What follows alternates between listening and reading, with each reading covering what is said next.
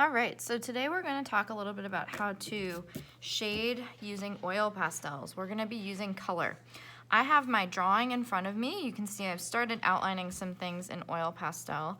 I also have obviously my oil pastels next to me, and I have my color wheel notes. So this is going to be really important because we are going to be using analogous colors quite a bit, colors that are next to each other on the color wheel.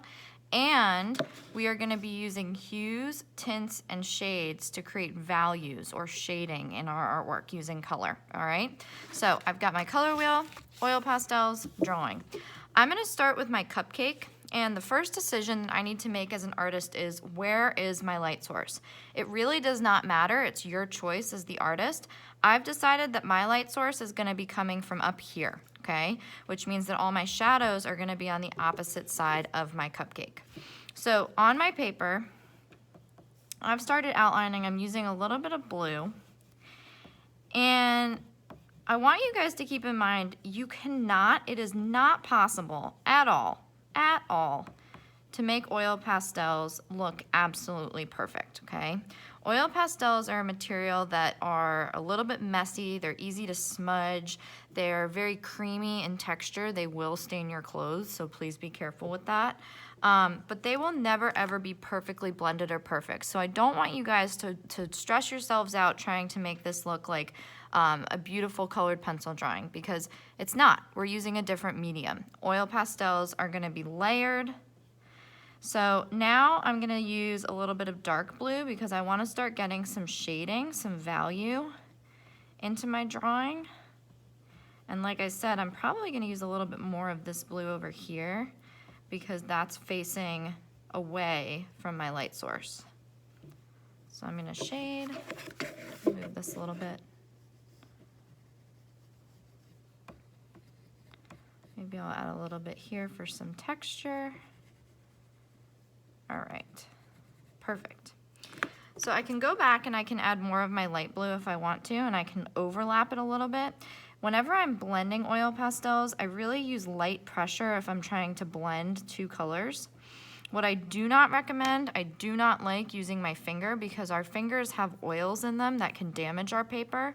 Instead, I really recommend just using the oil pastels on top of one another like so.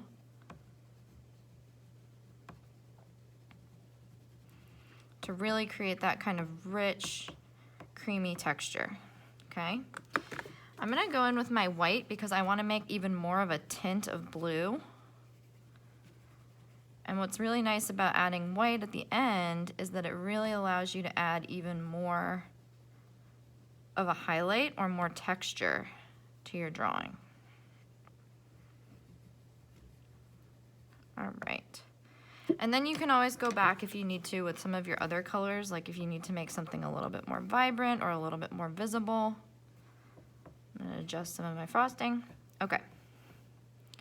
So I've got that pretty much finished, okay? The only thing is, looking at this, I could probably make it a little bit darker, and this is where my color wheel comes in. So if I look at blue and I wanna make blue darker, what I would probably wanna do is add a little bit of violet into it. That's gonna darken it just enough to look like a shadow while still looking colorful. If I went in with black oil pastel to darken this, it would start to look really, really dark and really messy. So I'm gonna take my purple oil pastel or my violet, and you guys can see that just adding, look at that, just that little bit of violet, oh my goodness. That looks really scrumptious. And just like that, I've just kind of messed around and added a little bit more value to my drawing, okay? So now I'm gonna go in and I'm gonna color in my orange. So I'm gonna use the light orange right here. And then I have a darker orange that I can use along the outside, okay? And it's okay if some of your oil pastels blend together. If you end up with a color that you didn't totally want, that's okay. All right, perfect.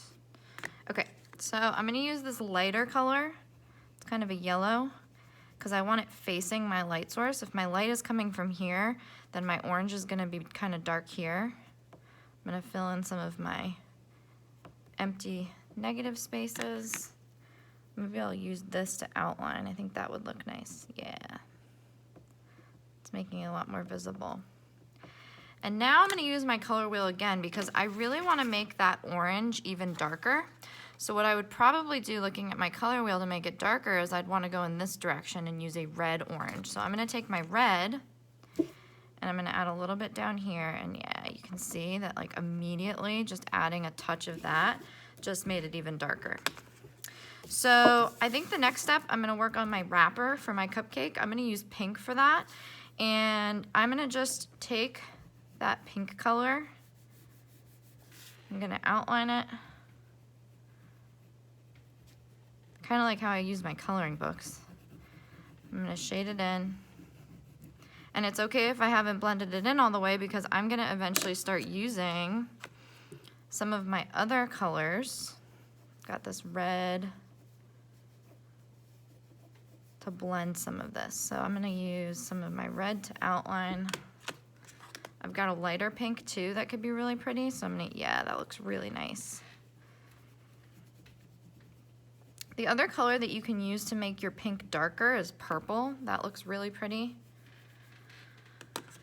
I've also got this kind of darker pink red. Oh, that's beautiful.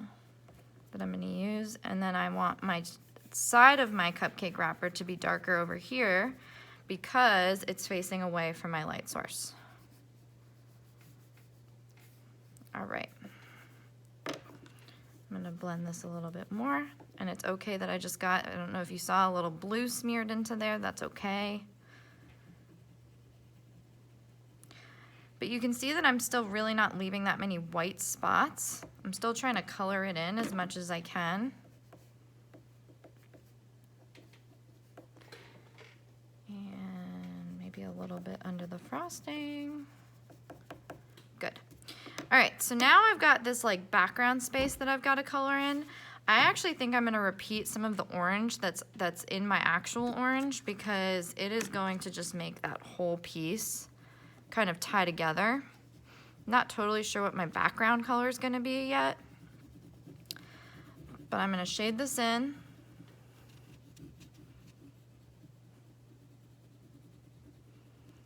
And again, I'm using my oil pastel kind of on an angle. I'm not pressing down to the point where I'm breaking it, but I am pressing down to the point where I'm shading everything in evenly. Okay. Next step. I'm still not done because I still have some white spots, but I need to add a cast shadow underneath my cupcake. So I'm gonna take my darker orange, or if I wanted to go even darker than that, if I wanted to go even darker, I could add some red into it. I'll do that just to show you guys what happens, but you can see that I'm adding in, let's see what happens with the red. Oh yeah, that's gonna look really nice. Doing kind of like a hatching motion, and then I'm just blending it lightly, light pressure to blend that orange together.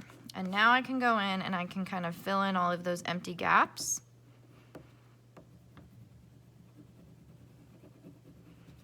Really try to neaten it up because good craftsmanship is very important with this type of project.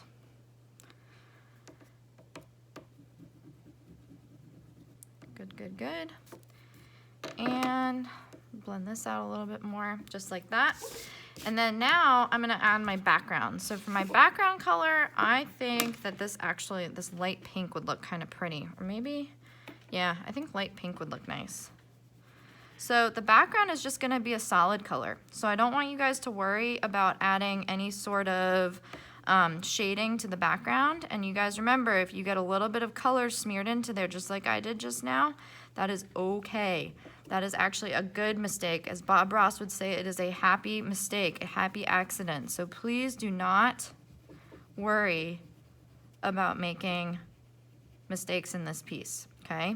The other nice thing is if you totally mess up, you can press down with your oil pastel, not to the point where you're breaking it, but press and apply more pressure, and you can actually push that color out of the way that you don't want. So you can see where I'm headed with this. That's how I've completed one section of my oil pastel drawing, and I am so excited to see what you do with yours.